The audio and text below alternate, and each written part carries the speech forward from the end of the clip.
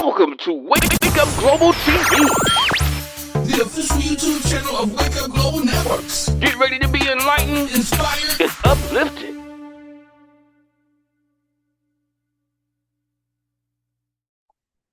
Welcome to the season 3 debut of the Voice Over Now podcast. Yes. So happy to have you with us. I am your guest host today, Kira Riley, the admin of Wake Up Global Networks. And our special guest today is D. Foster III, the CEO of Wake Up Global Networks. Some of you may know him as Bishop. We are so excited to have a sit down with him. This is an exclusive for Wake Up Global TV, our YouTube channel. And how are you? We're so happy to have you. Are you ready? Well, I think I am. Thank you so much for taking your time to do this and not knowing what you're going to ask. I'm prayed up. Let me say that. I'm prayed up. Yes, well, we're excited. Now, I'm not going to go too hard on you or go too crazy. I will say the first half of questions might be a little serious, but then I'm going to make it a little light at the end and we'll have some fun. Does that sound okay? That sounds okay. You know, Okay. I'm built for this. I don't know why. That's right. You got it. But you know, I want to say, if I can, because this is your show, I want to say thank you so very much, and I really appreciate. And I want to shout out to your family who has and your husband who have just unlimitedly allowed you to assist us in this vision.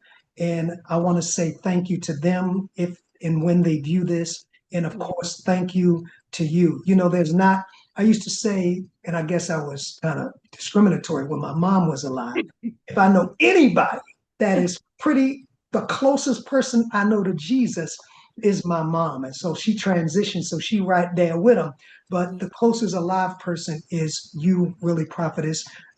Just your character and your patience and everything that represents the nature of Christ. Really, no smoke, no blowing you up, but I mean that. I'm consistent when I say this.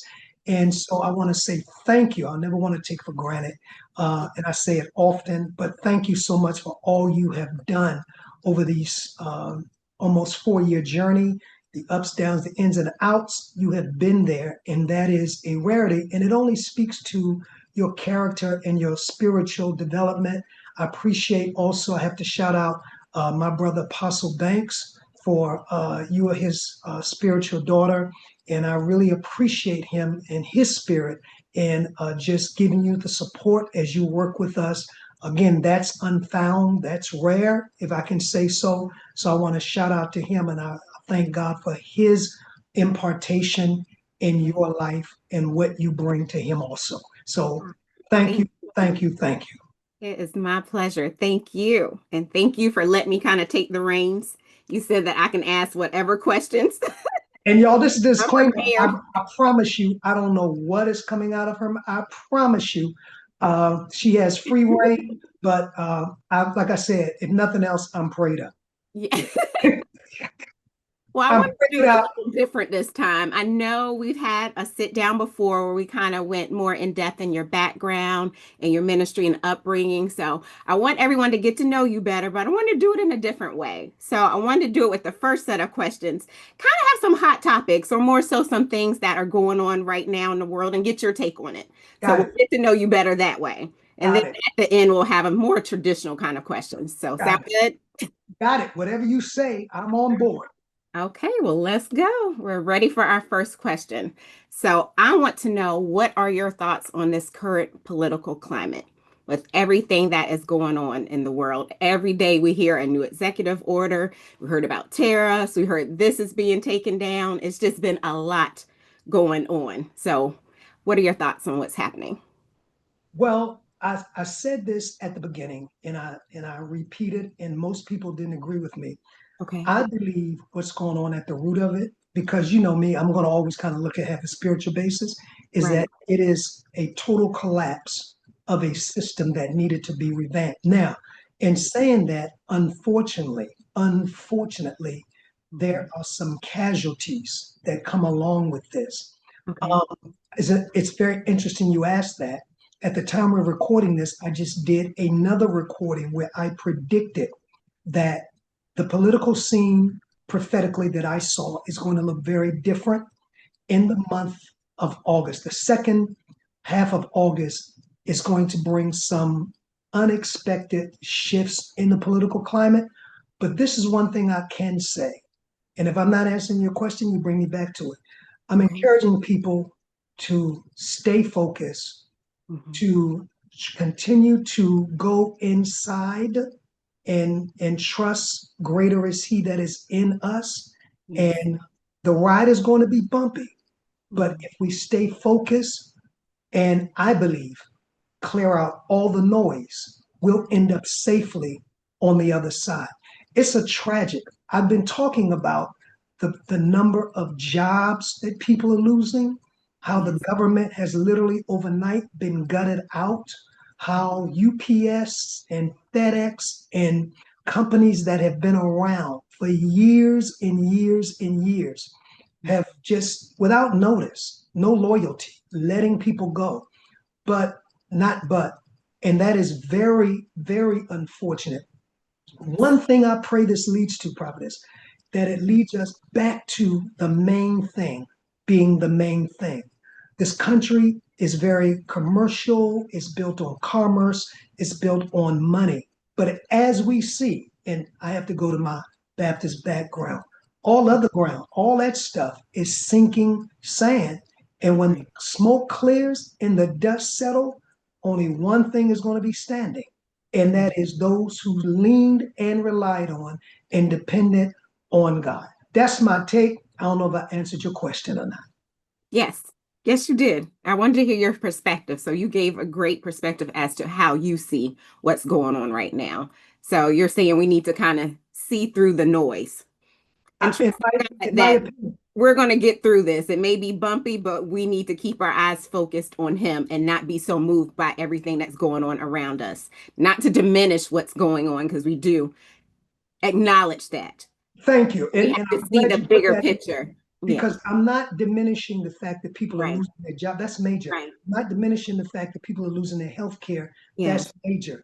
But I believe out of the ashes, and just call me optimistic, call me a man of faith, I believe out of the ashes, there will arise a greater country with a greater level of justice for people, not big government, not political and elite leaders. But I believe that what comes out of this is the people's country. I love that. All right. Thank you. Thank you. All right. Moving on. So kind of piggybacking off of that, because of everything that is going on, we are inundated with things on social media, with the news constantly, which constantly disturbs most people's spirit because they don't want to hear anymore. It's a lot. So how do you take care of your mental health right now with everything that's going on? Shut it off. There are days, and I mean, that's just for me. There are days I don't even turn on the news. I can't look at it. It's overload. It's negative. It drains my spirit. It drains my energy. And I need that to press through of what I'm dealing with on my own plate. So for me, it can be 2 to 3 days. I'm not interested in the news. And if it's that important, with social media, and if you're on IG, and if you're on, if you have a phone now, you have a news feed. If it's that important, it comes across my news feed, and I may go online and look it up. But it's just, for me, I just can't. I can't every single day, because it is a drain. So I shut it off. And what I need to know, I can go online and look it up. That's the great thing about Line now. We don't have to look at and listen to the negativity. We can read the negativity. That is a great answer. And I think that's something that a lot of us need to do more of. Shut it off and shut it out. It's okay to be informed, but there is a such thing as overload. And when too much, it's just too much. So, and I think that's why, and you mentioned mental health. I think that's this is what I think. I think that what we're seeing now with all of the outbursts and all of the violence, a lot of it is people are simply traumatized by the issues of life. I mean, we are only wired, as spiritual as we may be and as carnal as some people, we are only wired to be able to take so much at once. And it looked like all of a sudden this year, everything has been pouring in. If it wasn't one thing, if it wasn't the Epstein, if it wasn't the DOJ, if it wasn't the Diddy, which held down the first part of the year, if it wasn't all of the sexual, I mean, it was, and I think what is happening in this country is that people are literally, because of their incapacity to take all of this toxicity in, are being traumatized, where they say, and listen, I talk to people all the time who like, I'm at my breaking point. I can't take any more. If I hear, that's when I say, shut it down. The world is going to keep spinning on its axis. Jesus is still going, he is still Lord. Shut it down and take care of your mental. And that includes sometimes I don't get a chance, and I just be transparent, to travel like I used to for various reasons, but I know how to take a inexpensive staycation, which means my house is just as good as any hotel I would stay in. And I just shut the world out and I recharge from within. I love it. That's a great answer. Thank you. All right, moving on. So another controversial topic right now, everyone is talking about AI.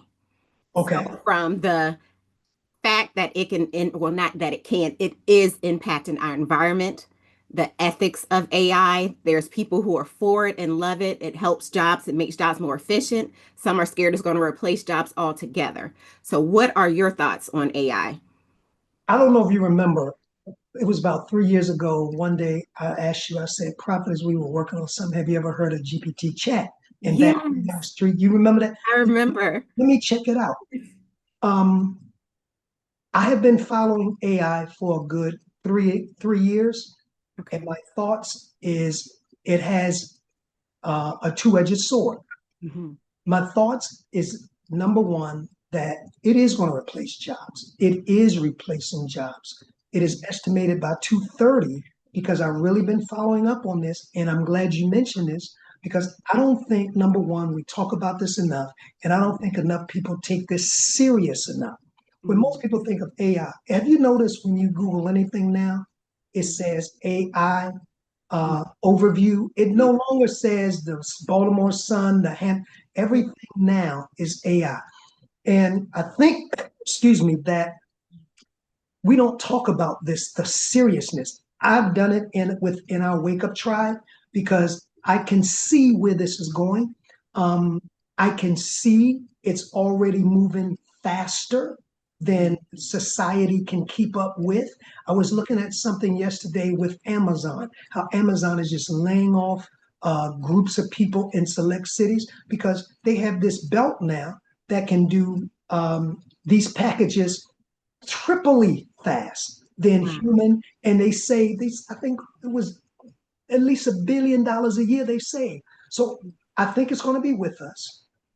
I think the best thing we can do, of course, is trust God. That's always my foundation right there, right? But taking it a step further, we are going to, as a culture, have to re-educate ourselves.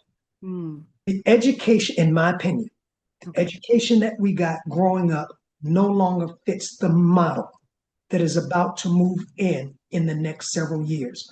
We're going to have to learn computerized. I was talking to a person that works at a bank. I won't call the bank for her sake, but she informed me, she says, listen, in the next year or so, all your options are going to be only online banking or the teller machine. They're slowly transitioning, and I don't know if you've been to a bank lately. Most people don't even go to banks anymore. They're slowly transitioning human personalities out of banks. Even I was in the bank the other day doing some business, and I heard the guy say, I want to open up an account. And the teller says, oh, we don't do that in branch anymore. Imagine, we do that online. So people who are not in my opinion, people when it comes to AI who are not learning computers and learning how to operate technology, unfortunately, in this season, they're going to be left behind because I believe AI is here to stay and AI can do amazing things. I don't think, finally, you have to be behind the 8 ball with AI. What I do believe is we must re-educate ourselves to keep up with AI. That's my opinion. All right. I love that. I agree with that. It's not going anywhere. So if you can't beat it, join it. So That's it. work with it and use it to your advantage. So That's absolutely. And in that, we're talking about, in my opinion, a whole redesign of the educational system, even with our children. That old math, but now there's something called STEM. And that's been kind of coming in for the last 4, 5 to 10 years. But now we really need science and technology, because all of that is inclusive of AI. And like you said, Providence, it ain't going nowhere. It's here to stay. And some people will lose their jobs. But if you are staying up, you can get other positions. I believe that's just I believe. Yes. All right. Awesome. All right. We're going to shift now to media. Excuse me. So with the rise of podcasting, I believe that's at an all-time high. You can go on TikTok. There's always someone streaming live where they're sharing their beliefs, their faith, their teaching. So with all of these different mediums where you can just at the click of a button find someone that speaks to your beliefs, your ideals, and get fed that way. So you have a Patreon that does that as well. So I want to know what makes your Patreon different and why should someone join to hear what you have to say? Because nobody is going to say it like I say it. Nobody, well, let me not say nobody. Okay, so let me put a disclaimer. Hold up, y'all. Don't throw no stone. Don't throw no stone. Very few people are going to, that I know, are going to say it like I say it. All of us have our angle. Mine is going to be raw. Here's a second one. Non-religious, non-biased, from a traditional Judeo-Christian perspective. Okay. So if you go in the spiritual community, most people who have these are going to come up with their content from a Judeo-Christian bias. I'm not going to do it. I'm going to examine the whole context of the content, and it's going to be what it is. Also, I do a lot of research on my Patreon. What I've noticed, now you said, let me take a little issue with something. Not issue, but I want to say issue problems, but yeah, there are a lot of podcasts. There are a lot of Patreons. But, and you've probably heard me come at this, a lot of it is reactionary. It's reactive, in other words, which I don't do. Right. I'm not saying it's wrong, but you asked me why mine is different, and I'm just answering. Okay. So what I see a lot of, and it gets a lot of views. I mean, these reactions, to my surprise, because why look at you play somebody else's video when I can go to their channel, but because you're going to explain step by step, it's easier because we don't want to do the research for ourselves. But what I'm finding out is, yeah, there's a lot of podcasts, there's a lot of streams, there's a lot of TikTok. But you know what I'm noticing? You know what I'm seeing? That probably, just from my view, 60 to 70% is reactionary. They're not coming up with their own content. They're not taking the time to study. They found somebody's video with an interesting story. This way I'm different. They find somebody's video with an interesting story. Then they get on their platform and introduce the subject of somebody else's content and then make short commentary on their content. Well, I'm not impressed. The difference with me, and I'm not saying I'm the only one, I do my own research. I come up with my own ideas. I come up with my own subjects. I come up with my own data. I don't need anybody on my platform to, now, of course, my numbers may not be what their numbers are, I'm not after them. Numbers are good. Yes, give me numbers. Matter of fact, if you're looking now, press like, press like, press like. You want to sow a seed? Press like. But anyway, so it's not about numbers. It's about content. It's about preparation. It's, to me, it's about delivery. And if you've seen any of my shows and content, I have no gray areas. You know where I stand. That's another thing that you're going to get on my show. You're not going to wonder where D. Foster stands, whether you agree or you don't agree. When I come up with a subject, I just did a subject on the police that shot through Breonna Taylor's house. I just did a podcast about say her name. You remember her name because I thought it was a fad in 2020 when we will say her name in Black Lives Matter, and now we don't hear their names anymore. And this policeman, thank God, he did get justice. He's got 3 years, but the defense wanted him to get 1 day in jail served. So I did a whole podcast on that, and I made it clear I was disappointed in the African American community because what we do is we get into a moment. Nothing is everlasting. Okay, I'm going off, but that's why you ought to get in my Patreon because you're going to know where I stand.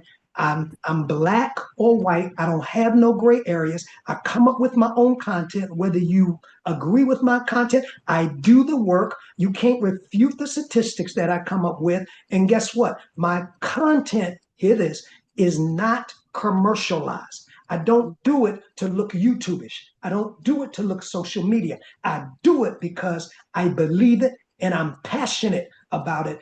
And you can take what I say as far as my integrity to the bank and cash it. I hope I answered your question, Prophetess. Absolutely. I love it. Great answer. So there you go, everyone. You are going to get quality, original content on Patreon with Wake Up Global Networks. So I'm going to make sure we'll have the link down there. Make sure you join the Patreon and see for yourself that he can back up what he says. You won't be disappointed with the content. It's a variety. It is engaging, it's educational, informative, and you will love it. So absolutely great answer. And if I can, Prophetess, I just did and still on the movie Sinners, which was very controversial. Yes. I didn't come in with that controversy. I said, I love the movie. You're not going to intimidate me from seeing it. If that was your conviction, you don't see it. I think it had a lot of truth. I think it goes back to some African. So, this is giving, I'm still on why they should view my channel. This is what I'm saying. I didn't come in, no. If God told you not to see it, don't see it. He didn't tell me that. Matter of fact, I saw it 3 times and I may see it 3 more times and I agree with more stuff in it than I don't agree with it. I'm not afraid to say it. And I think whether people agree with you, and this is where we got to clean up these YouTube streets. People are saying stuff for clicks and views and it comes out. You can tell. That's why I said I don't have a commercial. I don't have enough tack to have commercialized channel, which means I'm on here to try to make a living. I'm on here so that I can get the likes and the clicks and the views and get my check at the end of the month.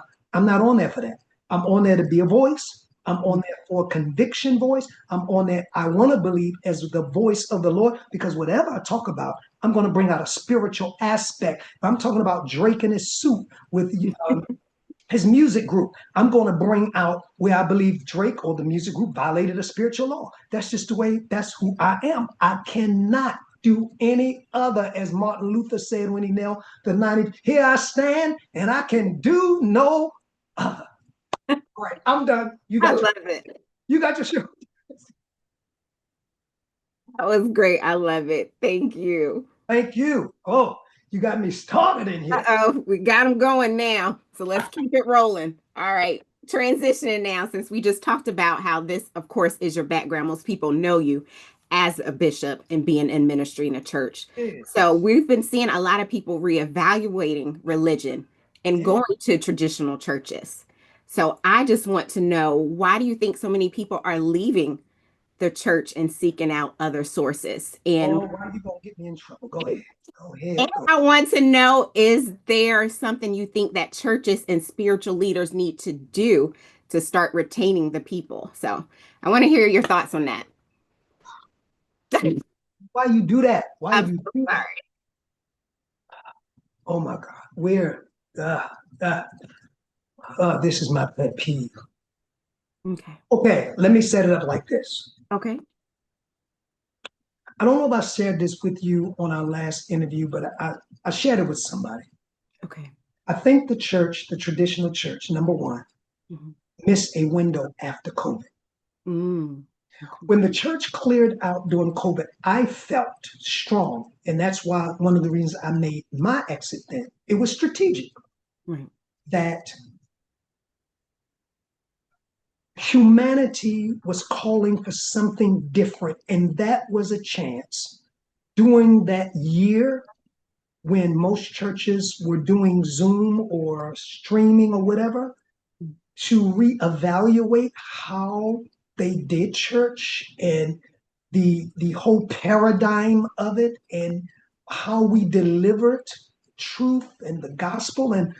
And what happened was, I think that most people, instead of doing that, not all, because some people did, they sat, waited for clearance, waited for CDC to say it's safe to go back in, and resumed business is normal.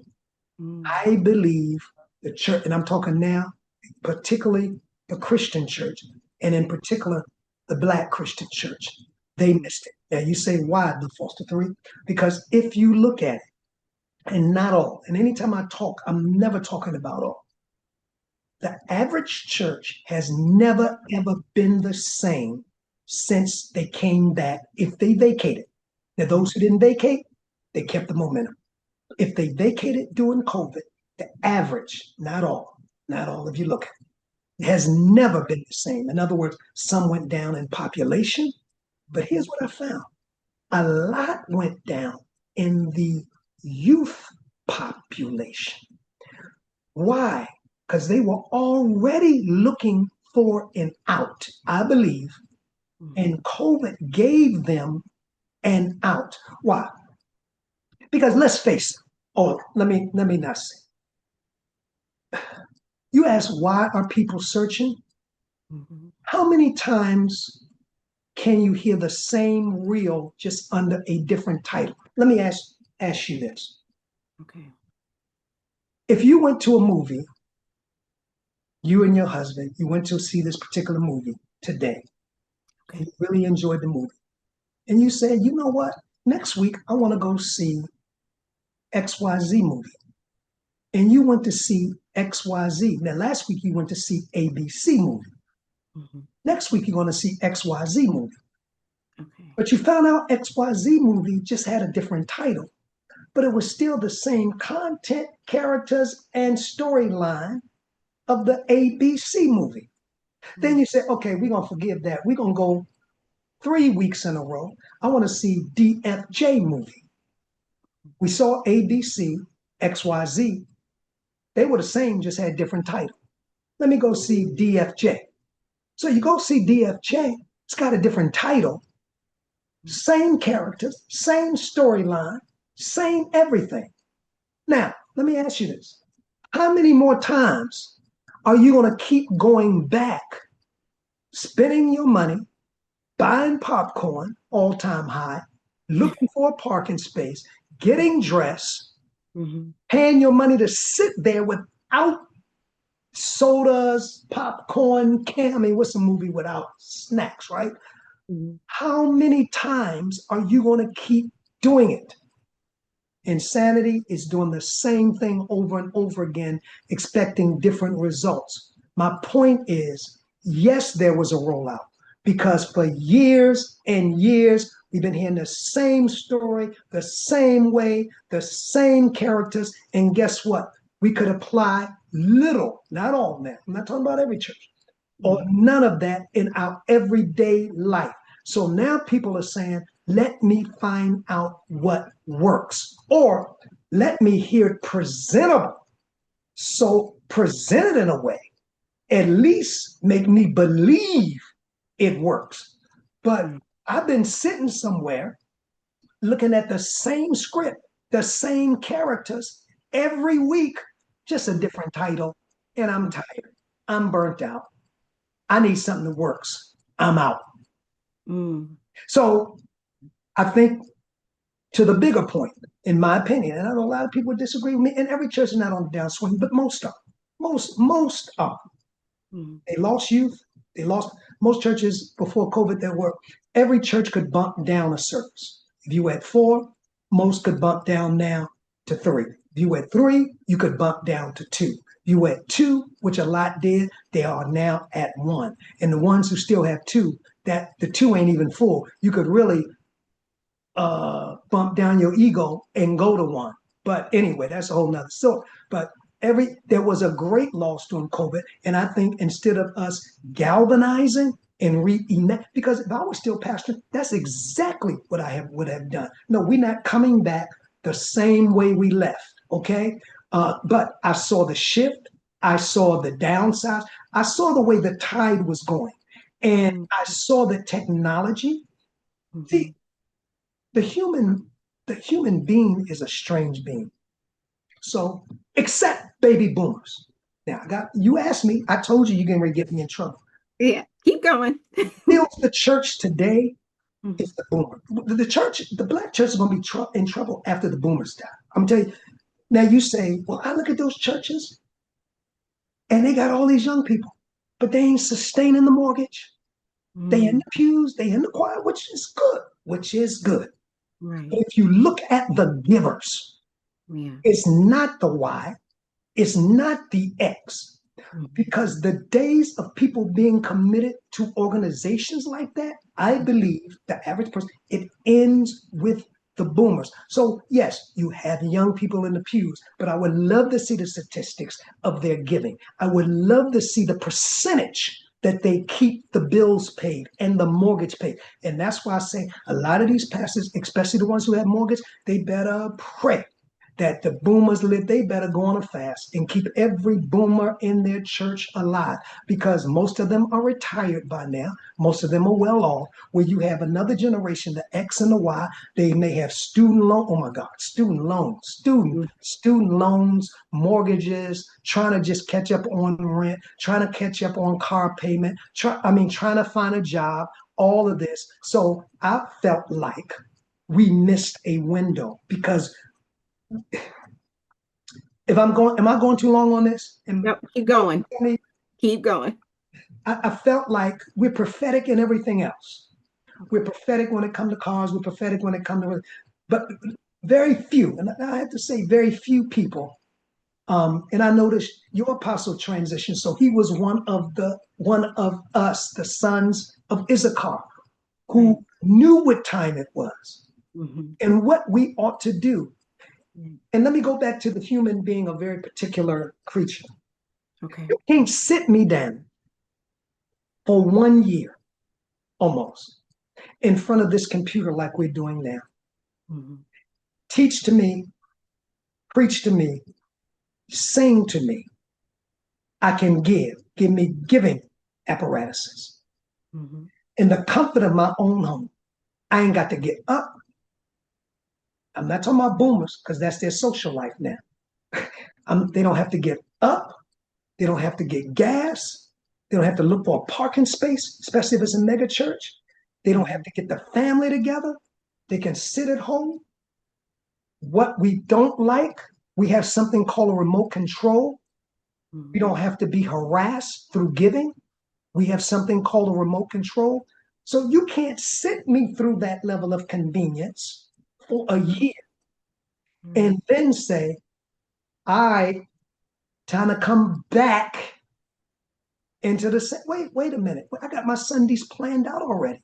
Because after you preach, we don't look at the rest. We turn it off when we go to brunch. After you preach, we don't look at we give our offerings all during the week through Givelify and all of that, PayPal and all the apps you got set up. So we don't come back. We found it easy here. And to prove what I'm saying, prophetess, after COVID, pastors were complaining, I can't get people back. And I'm like, duh, did you really, especially the young people, did you really think you would? I mean, come on, prophet. Come on, prophet. That you see everything up. Prophetess. You really thought that people were going to sit down in the comfort of their homes. And then all of a sudden, because they were tired of ushering anyway. They were burnt out from being a nurse. They were burnt out. Let's be honest. I told you you're going to get me. They were burnt out from working children's ministry with no help. They were burnt out with all of those services. They were burnt out being begged for giving. All right. So good. This is my escape. Then, so you know what I would have done? You know what I would have done? And I'm not saying I did. I'm not saying what I would have done would have been the only right thing. I'm talking about being the only right thing for me. Okay. I would have, because this is where the world is, spent the thousands on technology and built a virtual church where people could still, it wouldn't have been cheap.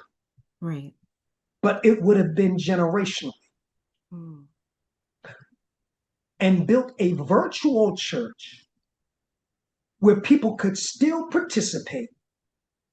And maybe, like we do with Wake Up, have an outing periodically for fellowship. Right.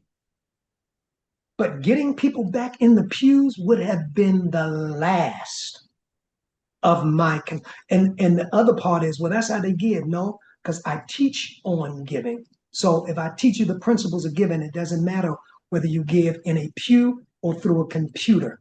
The principle works. So finally, we missed a window, and I am not sure that we'll ever be able to regain momentum. I look at, and let me say this because I told you, I talk about this all the time. You look at the average church, when I say average, viewers, please hear average, not every. There's a difference. Average, every, okay? The average church, you see nothing but gray hairs as the camera scrolls. You see empty pew. Most churches don't even show the audience hardly anymore because that's how much some churches have diminished. Right.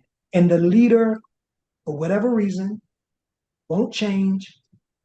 And I think it's only a matter of time in the next 20 years when the people that are 70 and 80s, because that's who's keeping a lot of our Black churches going, 70 or 80 transition. I can't tell you what to think will happen. Right. It's not going to be nice because you have a generation that has moved on and that is seeking spirituality outside of organized religion. And that's a whole nother thing. Yes, I see. We could keep going on and on with that one. That's kind of a touchy subject, but I appreciate your insight into that. So thank you. That could be a whole podcast by itself where you could keep going on that.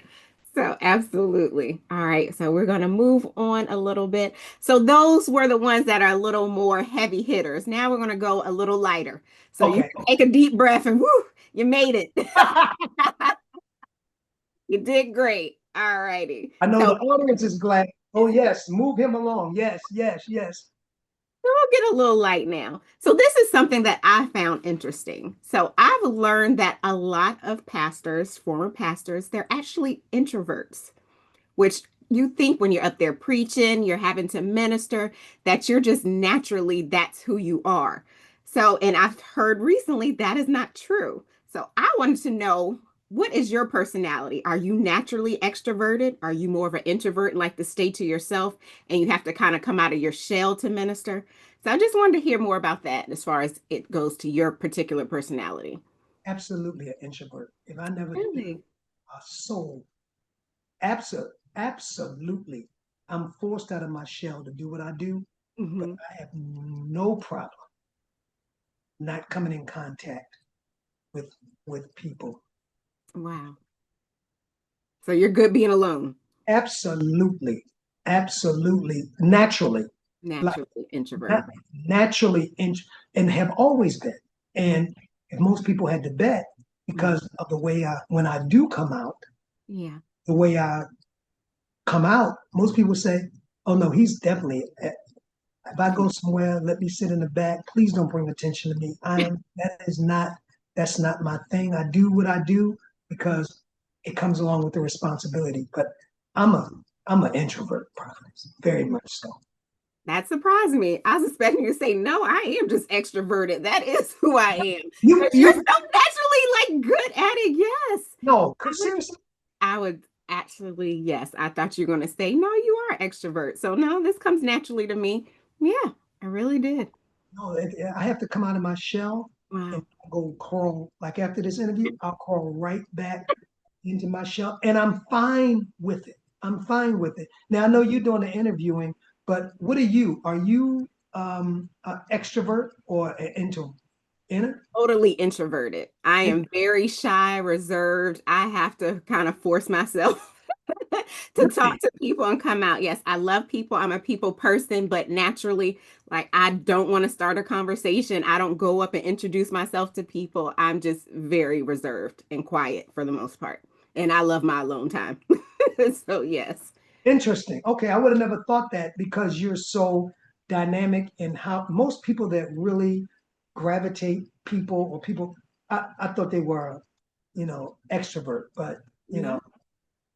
So okay. that's very interesting to learn. So most of us are introverts, but we do what we have to do for the calling. And by the grace of Absolutely. God, we can do it, but we And need that's to the only recharge. reason, and that's the only reason I talk to people because I'm called.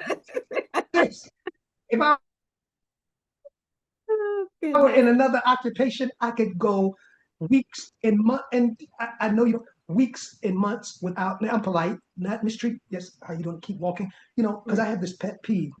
I did something. If I can take a little detour on this, Sure. and I don't know whether this podcast came out of my experience or whether I just felt it was a good subject. But on my Spreaker, I did a podcast called "Get what is it? Your neediness is draining us. Please Mm, get help soon." wow.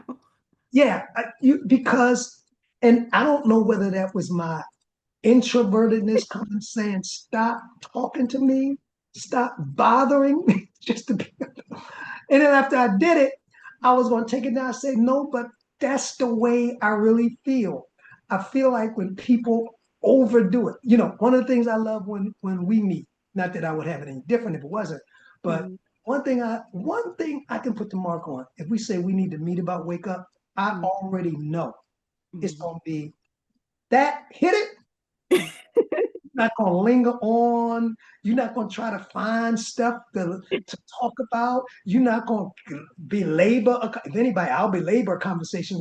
But I was like, yes, the perfect executive. She hit it and she quit it, and I can go on with the rest of my Boy. life. So there's no neediness there. Right. But one of the things, and we all have needs, and I distinguish on that podcast neediness. Right. Just have to, and I have clients like that. Anything else? Yes. And no, you stop. You don't ask if there's anything else. You just say, all right, I'll see you next time. Because there's going to be a lot of things else. That opens the door for more. So yes, absolutely. That is very interesting to learn. And I'm gonna have to listen to that podcast on Spreaker because that's something that I could have done myself. I I'm agree with you. gonna send you that. I'm Yeah, gonna send you that when we get off of here. I'm gonna send you. And it was awesome. afterwards. I was like, I think I did it first. I don't know what I was. It's like, get help. Your neediness is draining us, and that was the title. That was the title of it. Your neediness, just always needy, right? Get help. There's help in the sanctuary for it. Amen. I agree with you. All right, we're gonna keep the lighthearted kind of vibe going. So I want to know, is there a favorite quote or scripture that you live by? Is there a favorite quote or a favorite scripture? Um,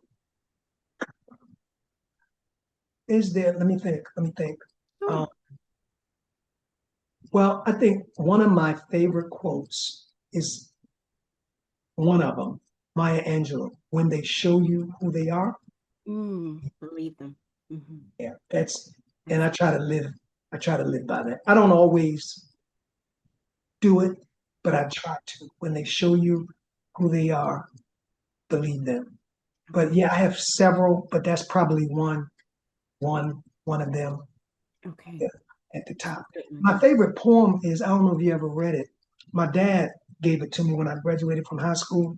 Okay. And it just does something to me. It's Don't Quit. It's called Don't Quit. When life seems hard as it sometimes will, when the road you trod seems, and I'm not going to go through it, it's just don't quit. So that's my favorite poem because it's real. It talks about the ups and downs of life, the perils, the ins and outs. But he gave me this when I was going off to Howard. Give me some money. Don't give me a poem. But I guess now I understand him being the father that he was. Yeah. The poem, and it came in really handy, and I hung it in my room because of me having gone through so much, and even to this day, I read that. That's So awesome. that's probably that is my favorite quote. Don't quit. Don't quit. I love that. Very good advice for everyone that's listening. Don't quit. Y'all have to look up that poem if you're not familiar with it. I do remember that. So Google it. AI will AI yes. All right, moving on to our next question. What's a fun fact about you that most people do not know?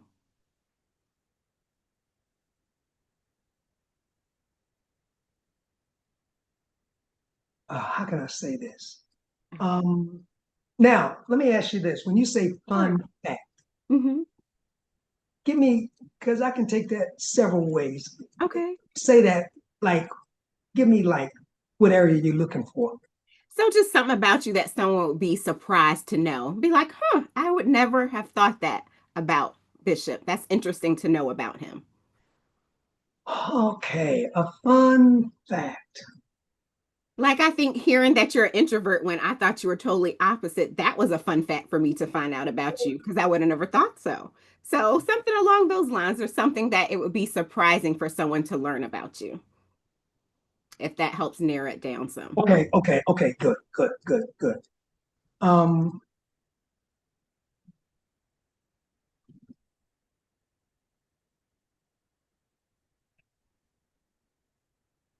I wish that this may not be fun, but okay, that's fine. So we can say interesting or a fact that people would be surprised. A lot of times I regret I didn't go to law school instead of ministry. Although ministry is a calling, but you know, I'm very transparent. I went up to the LSAT. I had a good friend that helped me, and I was about to enroll, and I had taken the LSAT and studying. I was studying for it actually, and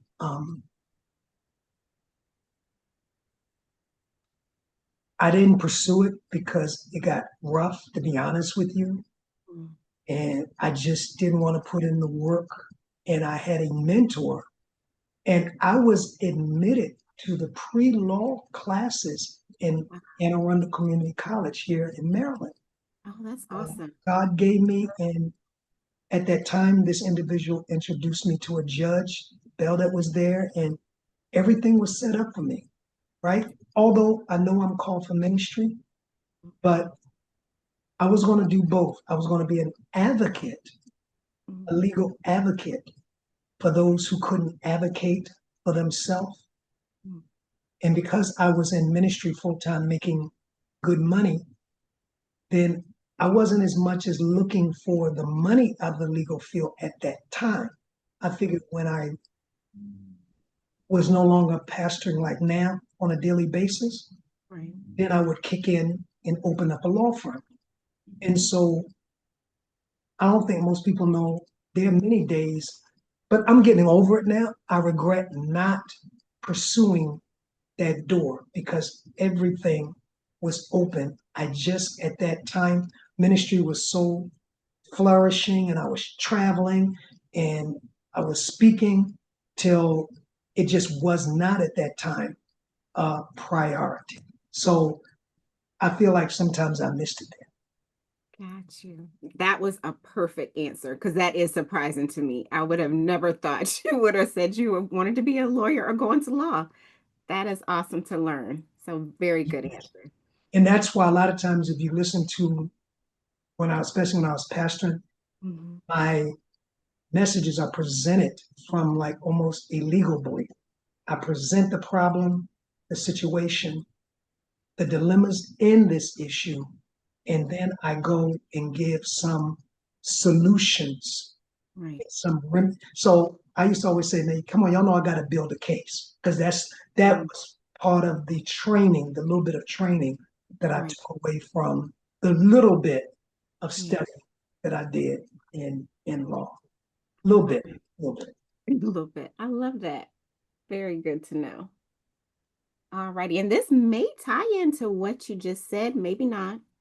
But I want to know what's one pivotal moment in your life that changed everything for you and it guides and shapes who you are today.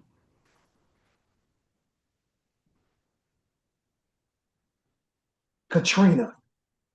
Wow. Now you said Katrina. Hurricane Katrina. Right. The strength you see in me, the determination you see in me, I did listen as much as I had, and I'm going to be very transparent, and this may be a fun fact. Okay. As well traveled on the circuit back then, the late 90s and the 2000s and till I went to New Orleans, as many people as I knew at that time, if they were in Christendom, I knew them, they spoke for me or I spoke for them. I'm setting up to answer your question. But having all of that, I did not have the inner strength that I have now after Katrina. Mm-hmm. Hurricane Katrina changed my life for the better, though it was tragic, though I went through a lot. But Katrina built in me this what is this called? This determination to survive whatever life throws me. Yeah. This persistence that I have, it came out of Katrina because there was only one thing or two things to do after Katrina hit. And I came back here in the DMV.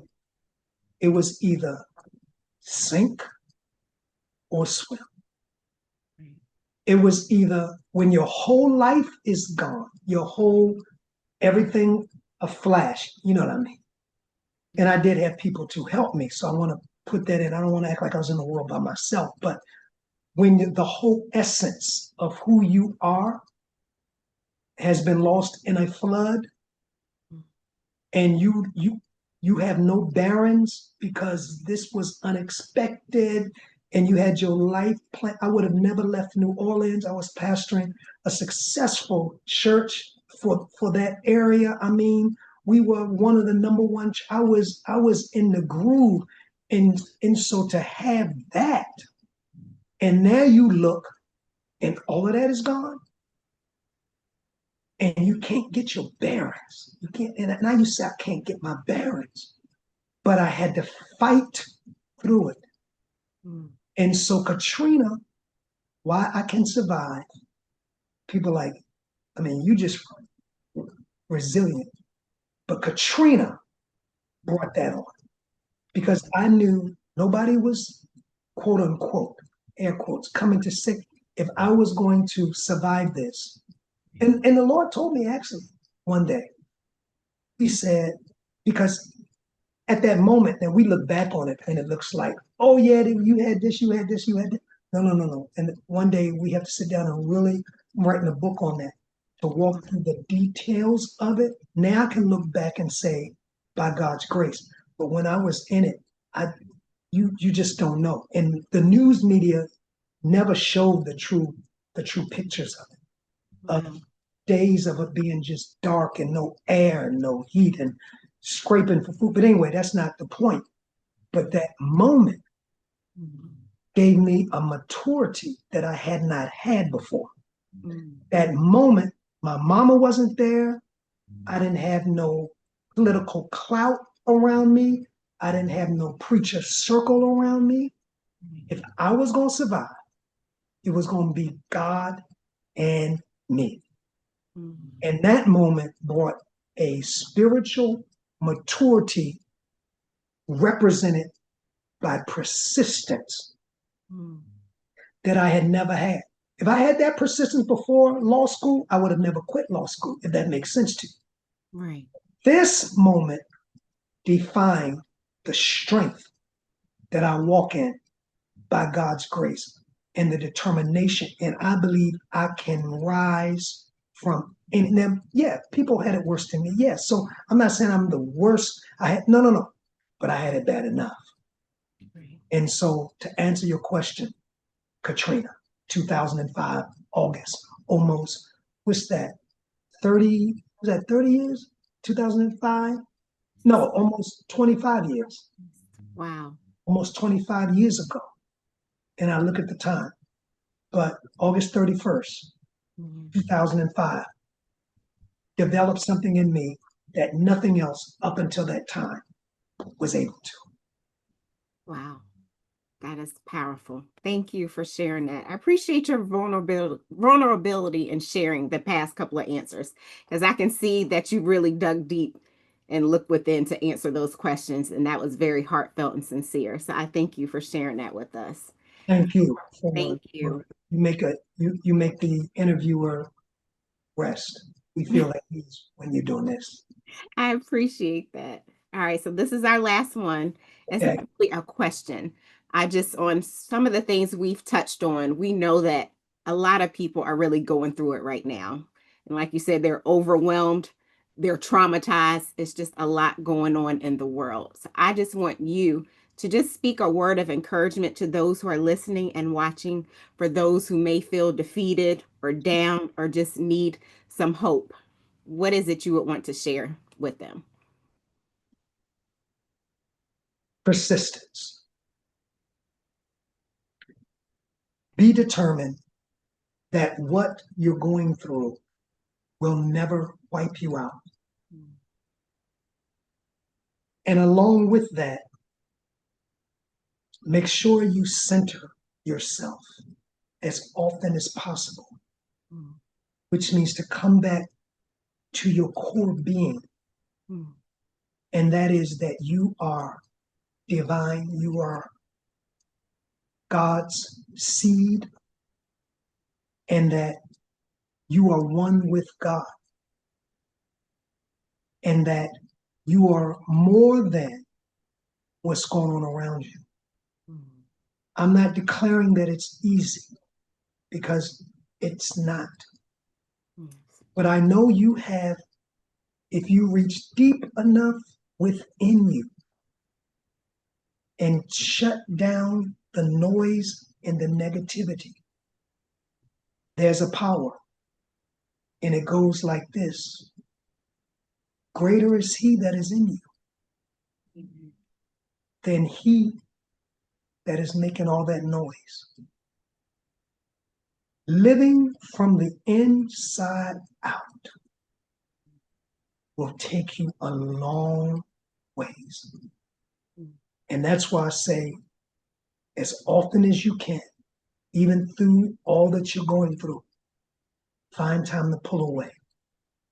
Find time to meditate. Find time to pray, to listen to worship music, whatever puts you in that place where you are now realigned with the divine within you. Whatever puts you in that place.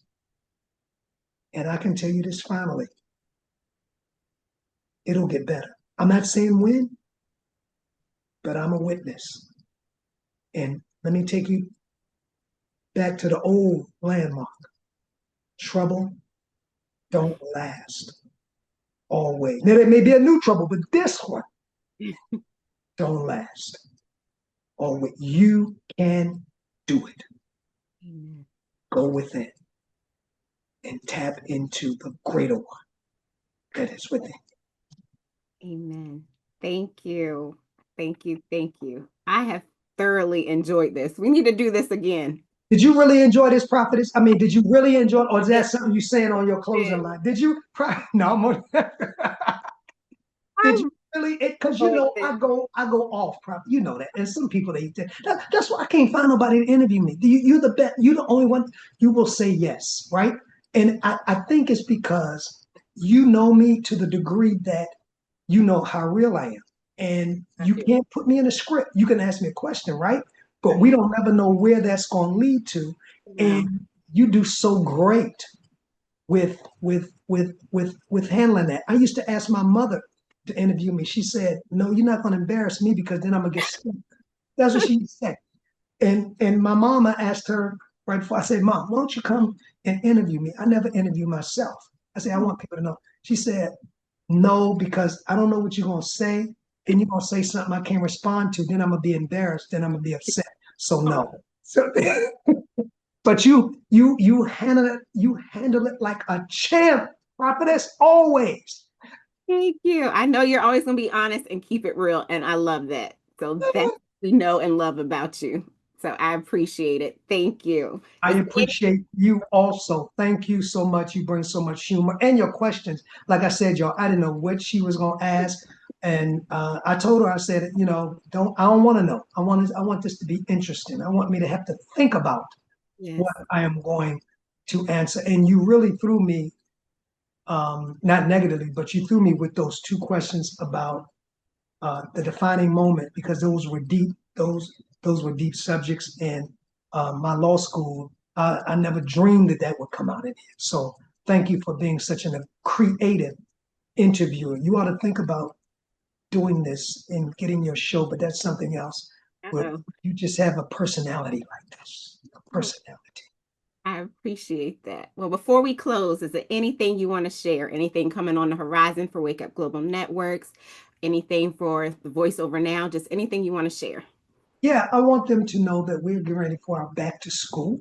And I encourage you, even though we've already connected, if you know a school that needs supplies, I'm not saying we can fill the building, but we will do our part because we believe in giving. You can contact, of course, our executive assistant, and she will give you her information where you can contact her. And guess what? We'll be glad. We love giving at Wake Up.